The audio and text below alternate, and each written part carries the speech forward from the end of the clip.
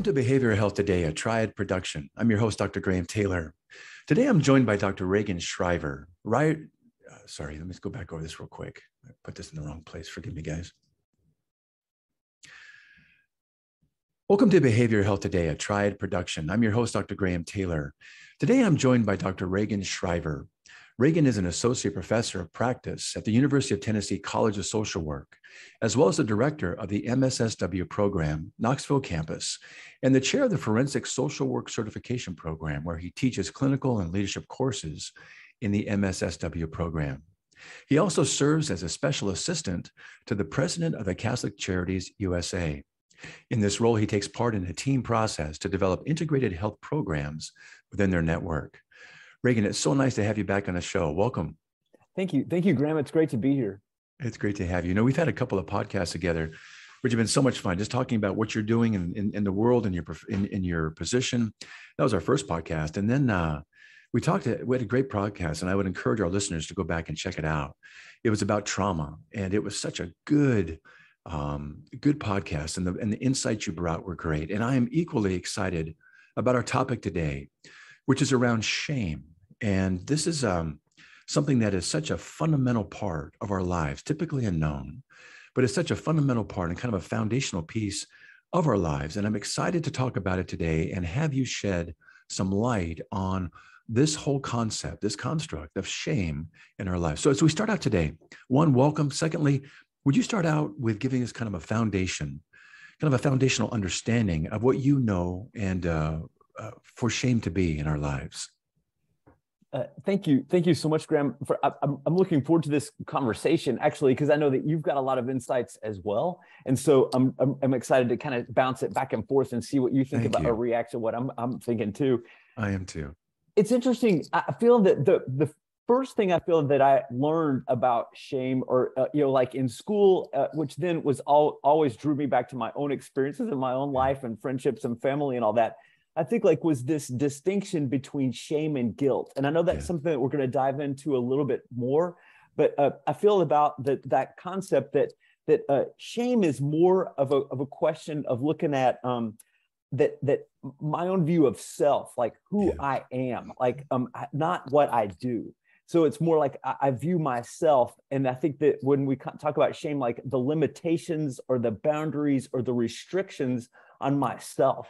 And I think that there can be I don't know how you would experience this, but maybe I don't know if I would use the full word healthy, but maybe a way that is functional or serves a function for us that could be within the realm of shame. But then if we think about shame on the end that's unhealthy or the end that's more damaging to us, it's when we've limited ourselves or restricted ourselves, or we are like avoiding behavior. And there's almost this, I'd love to talk more about like a cycle of shame, and how that we just view ourselves and overly view self as negative and unworthy. And that I think that negative element of shame is such a shrouded in secrecy and hidden sort of concept. So that's just like kind of a high level, just off the top of my head, what first comes to mind when I think about the concept of shame. Well, let's say we hold that real quick. I think that's an important distinction, because Peter and I were talking about this before the show, and we oftentimes link together guilt and shame as being the same thing, but they're not. And what I so appreciate about what you're saying here is guilt is what I do. Shame is who I am. Mm-hmm. And we oftentimes think, well, maybe shame is, if you look up definitions, it says, well, it's a feeling of embarrassment or humiliation that can arise in relationship to a perception of having done something dishonorable or immoral or improper. Yes, it is, but it becomes more personal. It's not only did I do those things, but if we're going with your definition, which I think is correct, I'm doing those things because of who I am fundamentally, aren't I? Mm-hmm. I think I've heard them referred to as sister emotions, that guilt and shame, that they're sort of sister emotions. But then I think that guilt is more of an approach behavior, yields an approach behavior. Say like guilt, I realize I've done something bad, like I said something hurtful to you, and then I feel I'm motivated to do something to correct the relationship. So there is a real guilt where I'm really like, okay, I feel guilty. I want to correct the relationship and try to fix the harm that I've caused by something mean that I said. that there's also kind of a false guilt too, where I feel guilty for everything, everything that I'm doing, which is more, but it is kind of an approach behavior. Whereas shame is more of an avoidant behavior, that I'm ashamed of who I am, and I don't want other people to know that there's this inside of me, that this thing that I hid or that I don't like, or this element. So it becomes hidden. Berné Brown put it, I kind of like this, like her, that she said that if you put shame in a petri dish and you add secrecy and silence and judgment, the thing is going to go crazy. But then if you put it in another petri dish and add maybe some empathy, where you're able to invite other people into this experience, then maybe that will stunt the growth of the shame. I like that. It's interesting. Yeah, I really I appreciate you bringing her into this. She's like the guru, isn't she, of shame? And she also talks about how the antidote for shame is vulnerability. Mm-hmm. And that's what you're talking about here, is if we bring people into something that is typically shrouded with secrecy, because if it's who I am, I'm afraid to let you know that. Mm-hmm. You might do all kinds of things. You might judge me about it. You might leave me. You might condemn, whatever. And I'm so afraid to bring that in that I keep it hidden. So that secrecy is really a key piece of shame, isn't it? It is. I feel that this thing about keeping it secret can yield to, like, sometimes I look around at people, or even people like in my own life or friendships, or a little bit myself, that I think like I want to create this thing, this image. Oh, look, I'm an associate professor. Oh, wow. That like I've got this thing out here that I can really structure my life around. But then really what's inside of me, I see myself as a creep or as a dummy or whatever the things I tell myself. But then I've got this external view, and then I've kept this internal thing secret. So I just work so hard to have this external image, and then it's just scary to let somebody in. And I think like that Berné Brown is onto something, in that if I was able to let someone into that thing that I see that I'm a dummy or whatever I say about myself, and then hear it from somebody else that I don't think that's dumb. I feel the same thing. And I have that. It challenges that paradigm, doesn't it? I mean, it challenges that paradigm that we hold, that I am. And so when we have that mirrored back to us, that's part of a healing process we're going to get to later. But that's the part of bringing it out of that secrecy, and through vulnerability and empathy, like you're talking about. Mm-hmm. That's a step towards beginning to shift that. Yeah. Hey, I want to talk about how might, as you're working with folks, how do you know that maybe there's some really shame-based things going on? How do you notice it?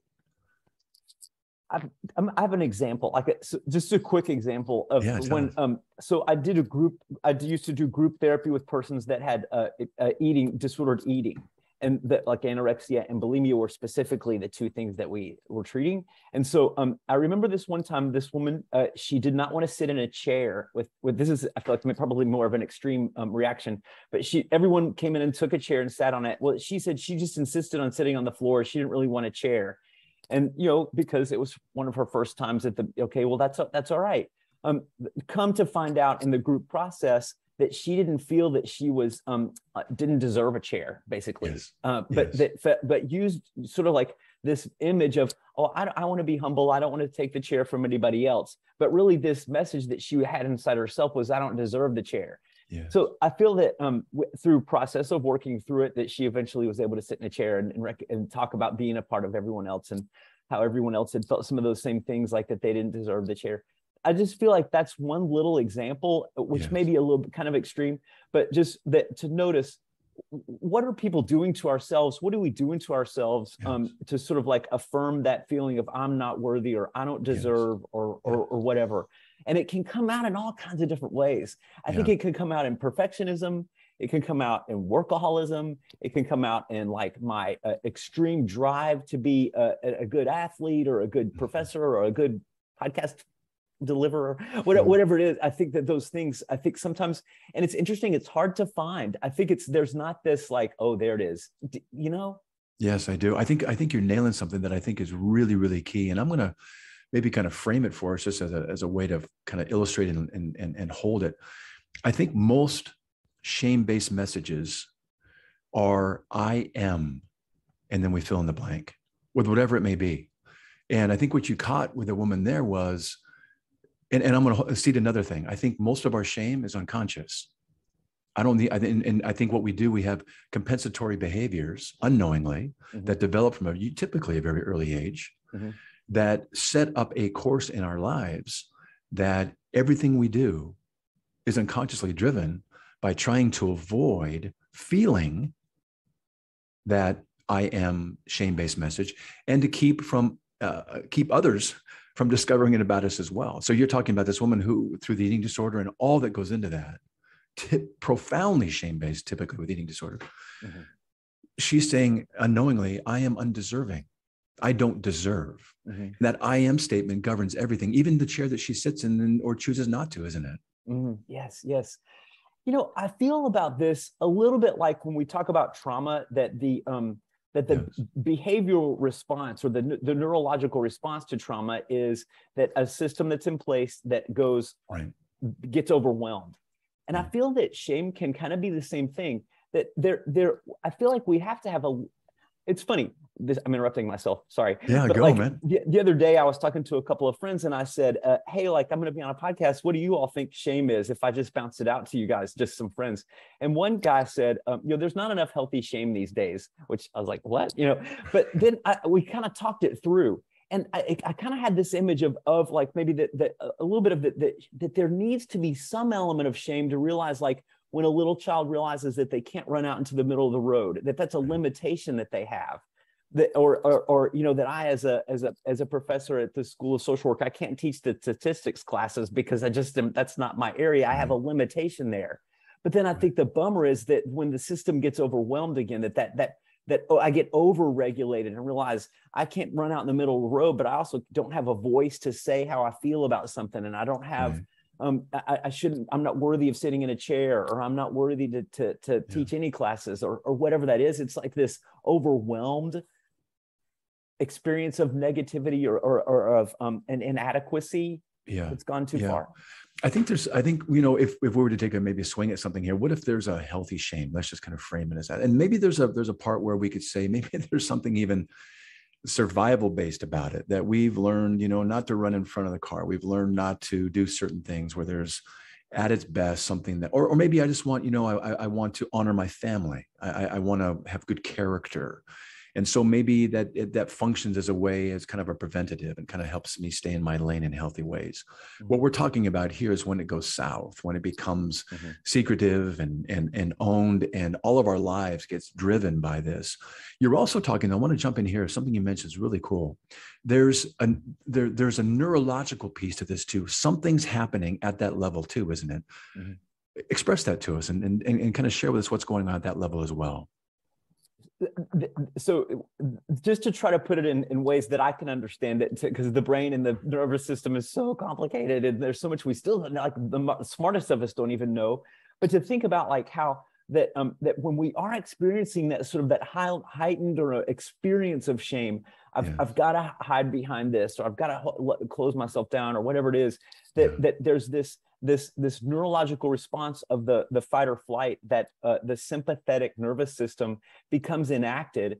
And then when the sympathetic nervous system, which is associated with fight, flight, and freeze, that we become sort of stuck in that. And then this little loop inside our body gets a little bit broken. And the parasympathetic, which is the other side of the house, which is trying to calm us down, can't do its thing. So we're sort of always in this like, a tire stuck, rolling and rolling the tires, moving, but we can't go anywhere. So you think about that like a lot of times in trauma that we want to, in shame, that we feel that we want to just disappear, that we want to disappear. Mm-hmm. So that fight or flight, the image of flight. So I've learned I need to just flee. I need to disappear, whatever I need to do to make myself disappear.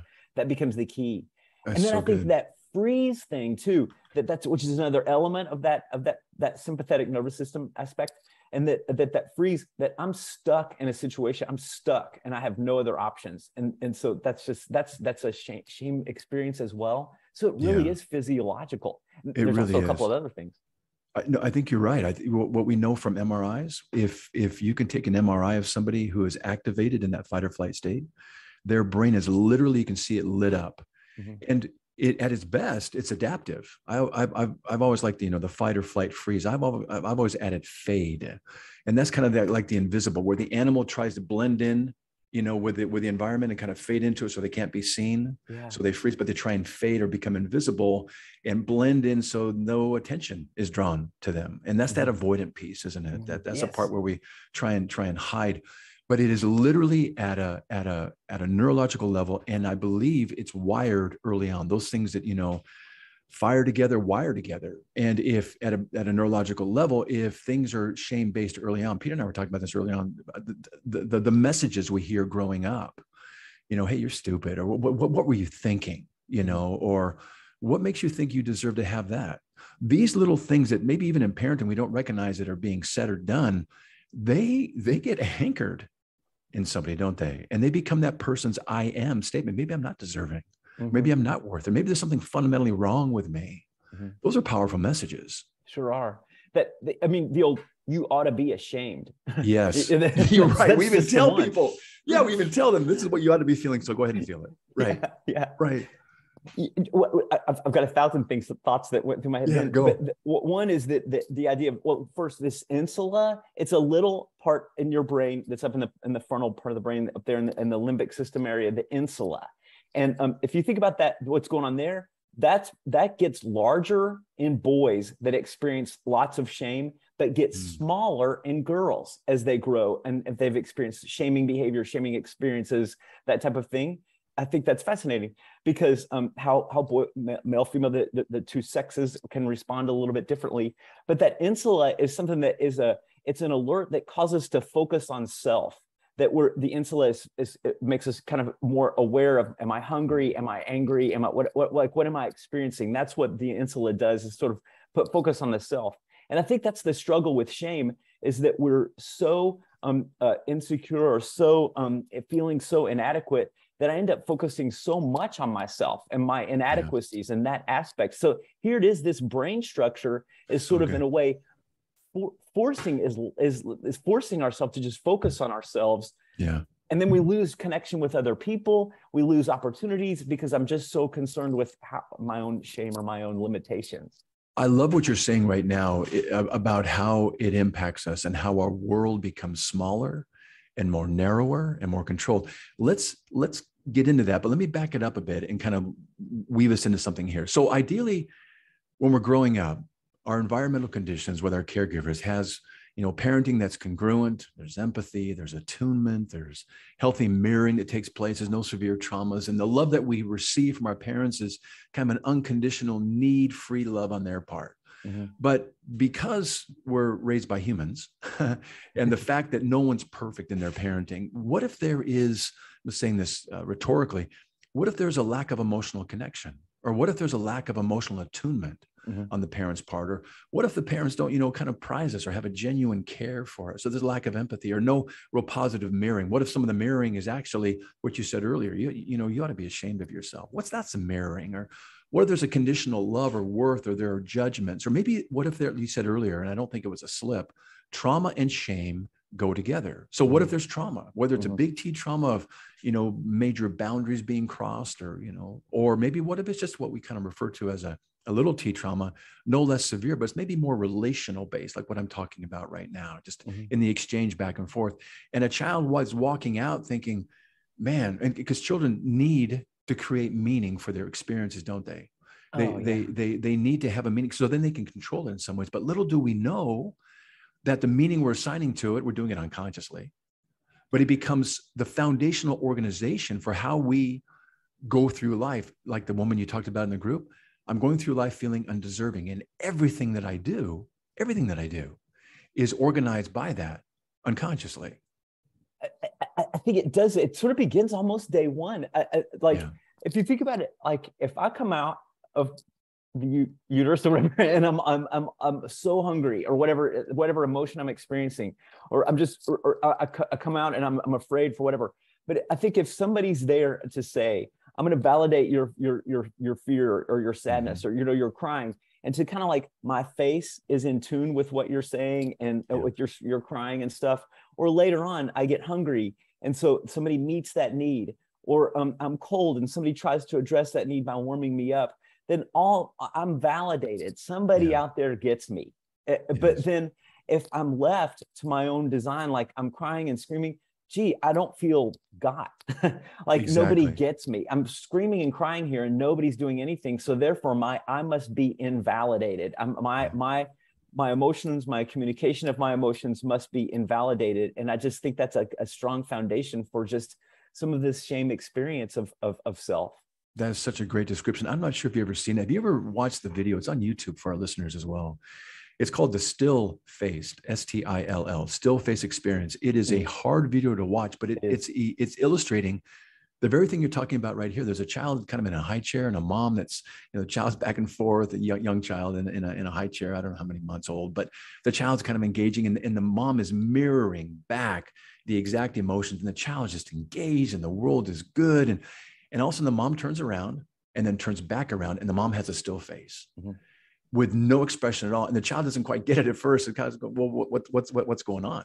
And then the child begins to get a little bit more animated, trying to get the mom to engage. And the mom doesn't. And the child begins to scream and begin to get afraid and begin to, basically, if it goes to an extreme, we call that kind of like a psychic annihilation, where we just cannot tolerate that experience. But it's what you're describing. Mm-hmm. The baby was like, wait a minute, everything was fine. And now my experience of what was happening is invalidated. Yes. And then that's just, I feel like, well, then does that make me feel bad? What's wrong with me that this is happening?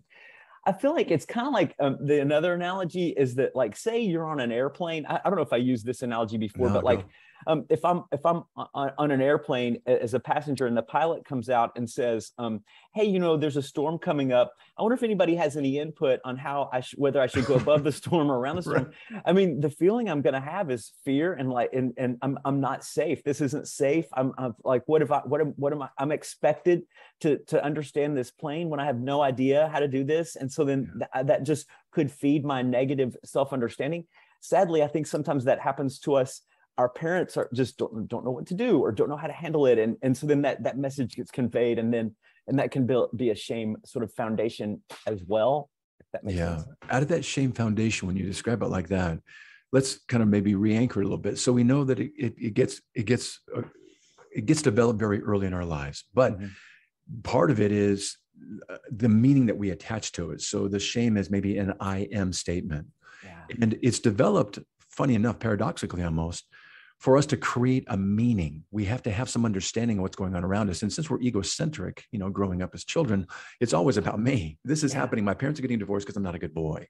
But if I'm not a good boy, that allows me some control. Maybe I can do good things to keep my parents together. Maybe I can overachieve, or maybe I can be mischievous and get them to come together in parenting me. But it's all in the service of trying to manage my environment, but I own it that way. And it's unconscious again. And it's emotionally activated and re-experienced. That's what shame does. And it's typically trauma-based. And everything in our lives, everything is in the service of trying to avoid re-experiencing that sense of who I am. I'm undeserving, or I don't have value, or there's something fundamentally wrong with me, or whatever it may be. And keeping others through our compensatory behaviors, like you said, from seeing us that way, because we don't want them to see us and recognize that, it's really true. Talk about some of the things you've heard people say about their own shame. What are some of the things that they're defining themselves as? I think it takes a while to get to it sometimes. I think sometimes people come to seek help or seek the therapeutic relationship. I think sometimes it takes a little bit to whittle that down because the therapeutic relationship is a microcosm of the relationships in our lives. And so initially, I think we want people want to come off. I know you want to come off looking good, right. To the person. But then I think that when the recognition, if is that ability to kind of remove some of that, I'll use the word mask or use that superficial element to be able to see inside and then feel validated by the like, hey, look, I hear you. I partner with you. I understand what you're saying. You don't have to go through this alone. I get it. I think that those are the great things. What I feel like I see people consistently, and I kind of have it written into 4 categories: withdrawal, that people like have sort of a withdrawal, that they have a little bit of an attack on themselves, a little bit of an avoidance, and a little bit of I think, attack of others. And some people, I think, maybe express their shame in these 4 different ways. And I don't know if they're really just like oh, here's this, here's this, here's this. But like, I think that different people may just do one or different or whatever. Like I may withdraw by like, slumping my shoulders and just kind of standing to the side and not looking people in the eye. Or I may withdraw by just being so afraid of rejection that I never engage in relationships or friendships at all.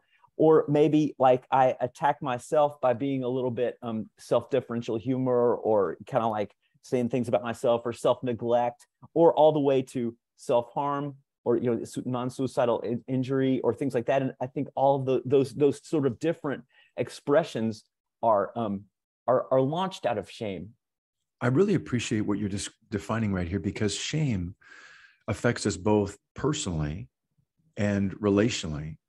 I think in our work, what we get to do ideally is at first we get to do the within work with folks, and then we get to do the between work, in the relationships they have in their lives. And oftentimes we focus on the between work, I think prematurely, rather because that work, the between work with folks, is governed by what's going on within myself. And most of that is unconscious. And part of therapy is making the unconscious conscious and becoming more mindful of what I'm doing. So that personal piece, it's always typically fear driven, and it can be, risk aversive. It can be self-punitive, like you're saying, or maybe it can be, maybe perfectionistic or highly organized or critical. Those are all of oneself. But then that comes into relationships.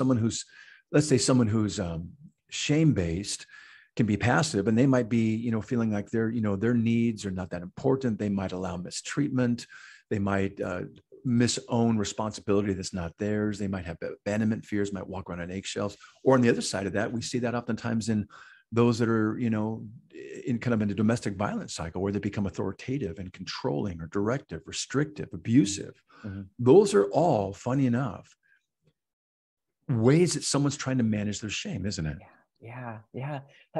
Here's this experience of inadequacy. How do I do this? How do I keep people from knowing it? How do I survive this? How do I keep myself from feeling the pain of it? I'll do anything. And I think that's what leads to oftentimes this self-destructive behavior, or what the things that you're kind of saying. And I think that I feel like that the core issue of shame can be, I think it can have different sprouts or whatever. I think like it'd be like internal, of course, like I how I view myself, but then like sometimes external, that like I give all the power to the other person, and then their evaluation or appraisal of me becomes more important than my own. I think that becomes, I think, a big deal. I feel like I see that quite a bit. And then this another idea, like this sort of, I think the term they use is reflected sort of shame, and that's when like that the family or the group or the entity that I'm a part of, that I experience shame in that, like that. So say, for instance, if my brother does something that I don't like, then I'm experiencing shame for my group, that because I have such a lack of a boundary within that set situation. I don't know if that makes sense. Yeah, it makes good sense. I like what you're saying here too. And I'm kind of reflecting back on what you said earlier. Therapy itself is a microcosm of what goes on in a person's life. What happens out there, in the there and then in people's lives outside of therapy, beautifully has an opportunity to emerge within the therapeutic relationship in the here and now. Mm-hmm.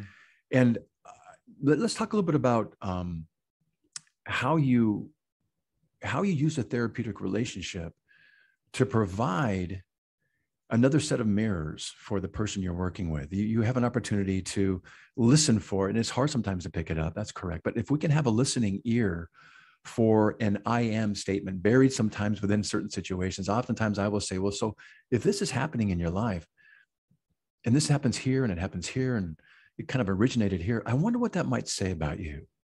I'll pause for a second, and then I'll say, that must mean that I am what? Kind of seeding them into, and before they, typically they kind of drop that into that place and go, you know what? I don't think I'm deserving. Or I feel like maybe I was responsible. Mm-hmm. And as you begin to think about that, it's almost like this card or this, kind of a card, all the files of card catalog kind of come into place. And they begin to think about all these situations where that theme, that shame-based theme, explains what they were doing. Mm-hmm. And just a little quick story. I had a guy, I was working with a guy, his father committed suicide, 47-year-old guy, tough guy, solid guy. And his father committed suicide when he was 7 years old. Mm.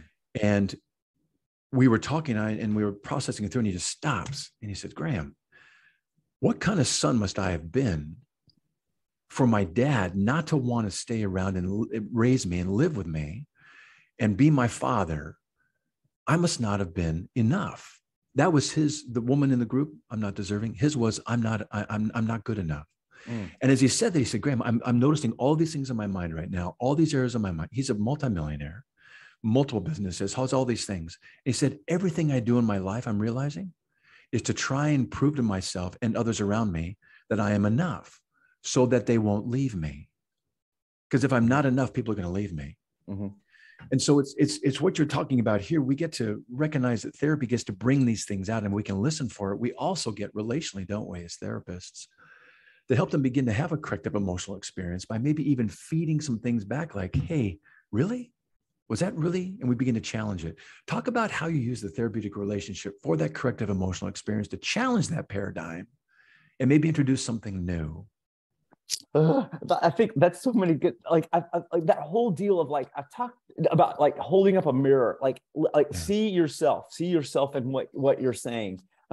How do you assess that? I feel like that's a big part of it, of that holding up that mirror. Let me tell you back what I'm getting from what you're saying. Yeah. And I think like that, I feel like it's many times people have never been heard, and especially this part of the thing that you've worked diligently to hide from everybody. And now here's this moment of like, uh-oh, the drapery's open and right. That, like, okay, somebody's in there. What am I going to do now? And if we got to be careful, like as the providers, I mean, we're in a sacred spot with these folks. That's and I feel like something that I've kind of learned is this, sometimes I don't know if I have a pretty like rubbery kind of face. I can get kind of, like over, I have to monitor myself. I think like if I get too, in what, it can be maybe off-putting to the client. I feel like I kind of have to monitor my facial expression because of the attunement, that if I react too highly to someone saying something, what they like what you described, then maybe I'm somehow sort of tacitly affirming what they're saying.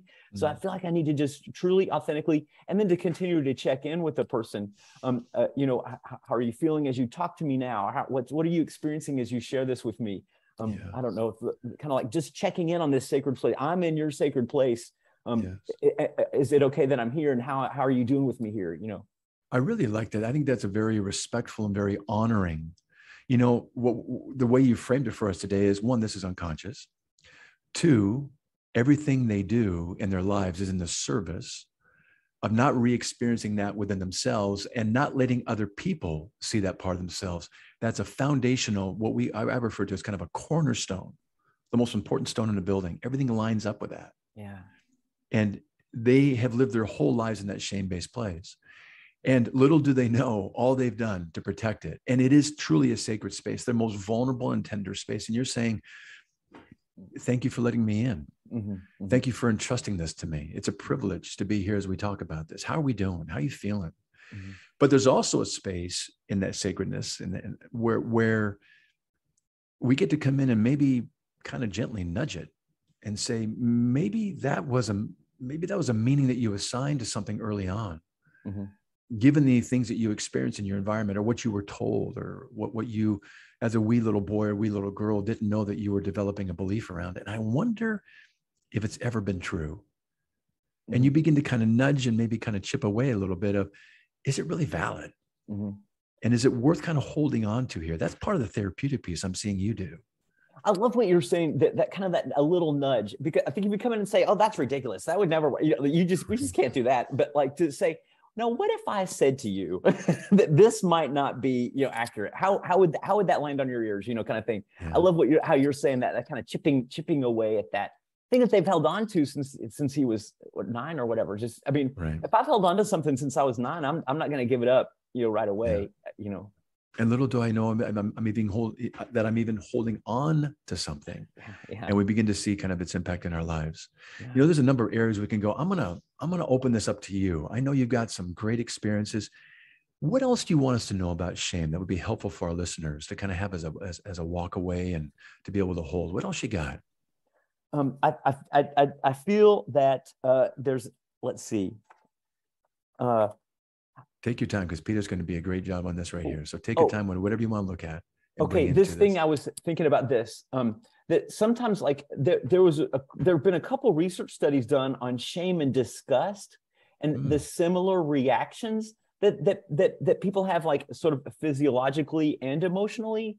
And I just thought that was interesting, that about the physiological reaction, that like that shame is sort of a disgust with self almost, because disgust, that sort of experience of disgust is a sort of a thing that that is helpful, because we see something gross and it could have a germ attached to it, so therefore we want to be revolted by it and get away from it.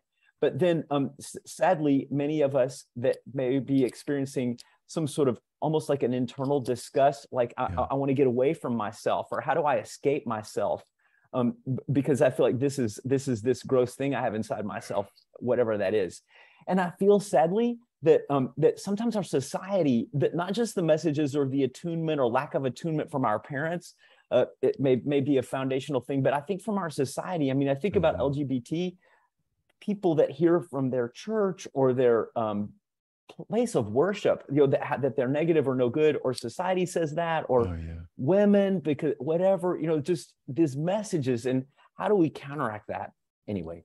I really like that. I think I think it's worthwhile to bring in discuss. If you can just even imagine, when we say the word disgust, what image comes up? And what do you see? Have you seen people look at you in a disgusting way, or maybe you've seen people look at others in a disgusting way? Or maybe you've looked at someone in a disgusting way yourself or others.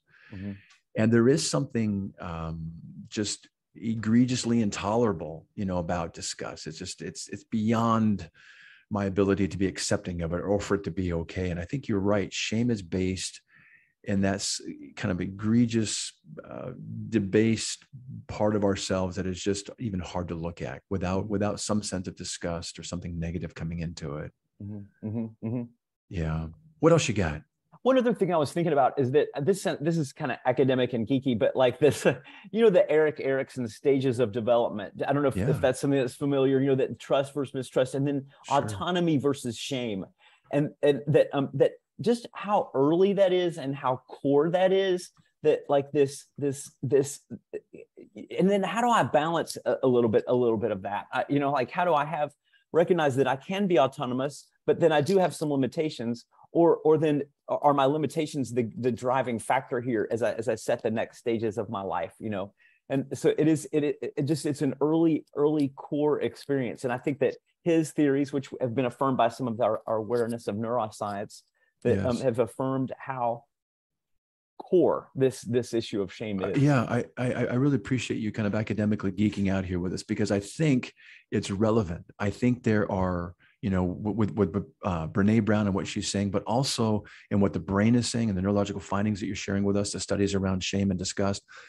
Erik Erikson named it at a very early age. We're all going to become autonomous and kind of comfortable in the world and have a sense of ourselves, so we can get busy doing what we have the ability to do, or we're going to be in a shame-based place, what we're talking about today. And it is very early, typically very early ingrained. It can happen later on, but more times than not, it's in our earliest development that becomes pretty profoundly foundational in controlling other things that we do.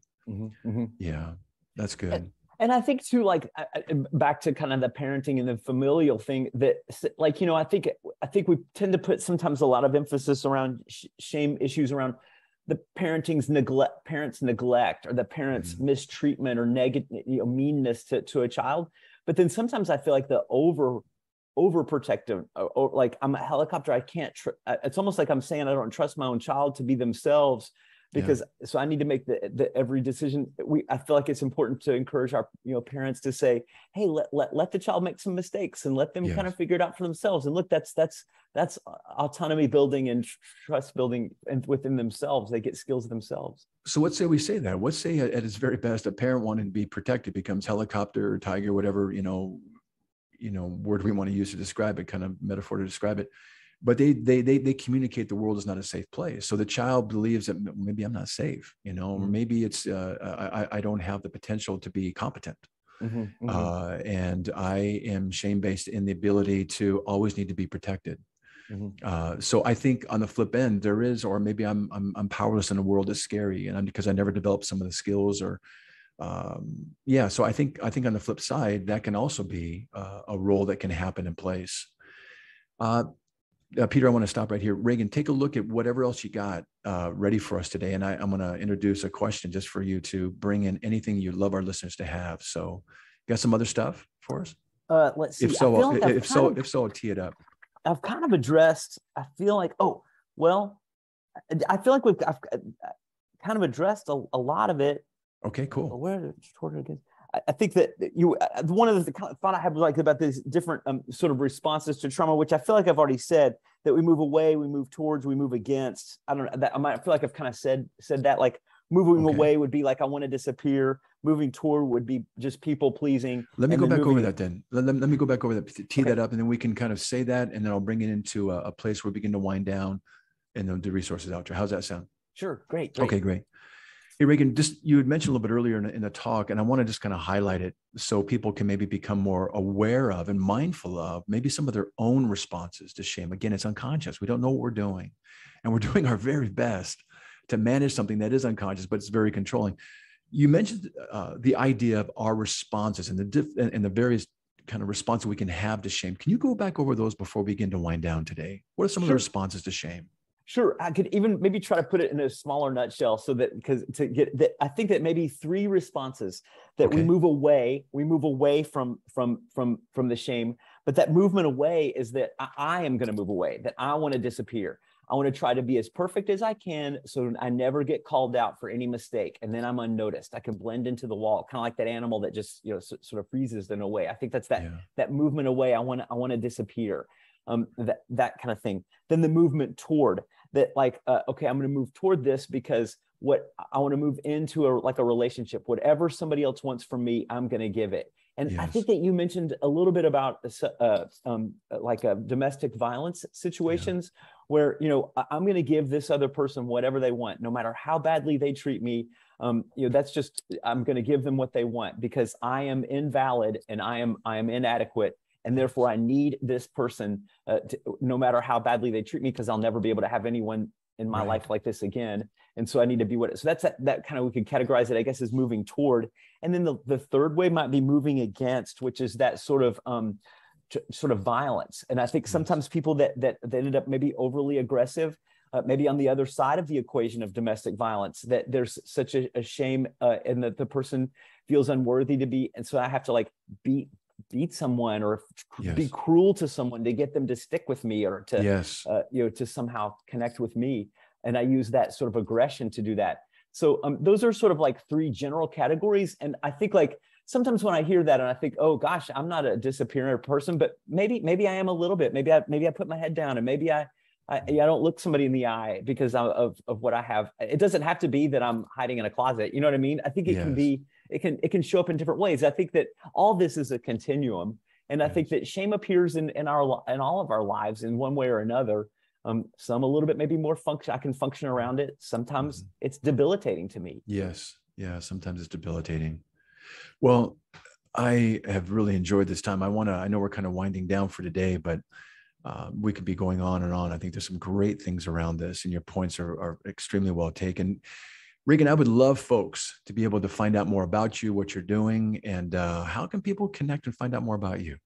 Oh, well, I mean, I work at the University of Tennessee in the College of Social Work there, and we really try to teach students the best practices that they can, because, and I think that it's funny, the students that come in, a lot of times they want to just be the fix it person, and I think then we kind of have to look at our own shame there, like, okay, what am I trying to overcome here by fixing everyone else?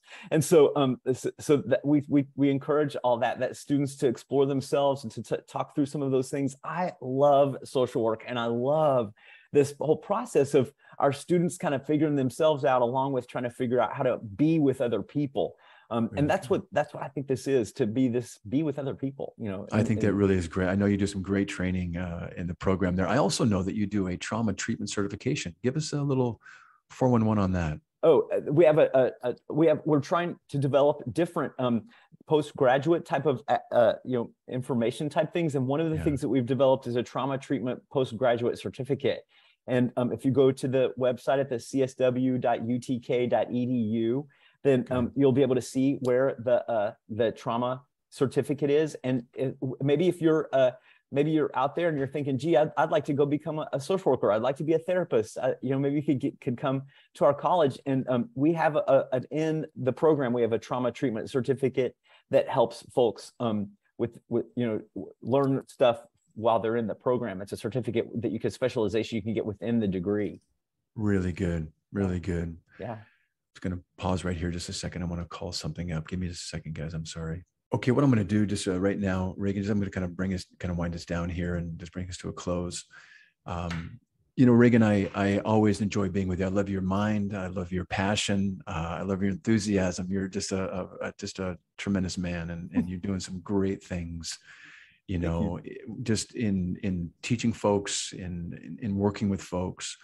I know that shame is such a central part of our lives, like you said, on a continuum. Some of us can kind of function around it. Some of us really get tripped up by it. And if we can name it and we can attend to it, and also some of the emotions that can tend to go around it, we have a great we're really an opposite, or an understanding, or an opportunity rather, to really work with it in a way that can be corrective, that can almost like a hole on our sidewalk that we have as a vulnerability, and we keep tripping in over and over and over again. We can fill that in, we can patch that up, so that life doesn't become defined by or driven by. So I so appreciate the work you're doing, the information you gave us today. And thank you so much for your input. Great to have you on the show.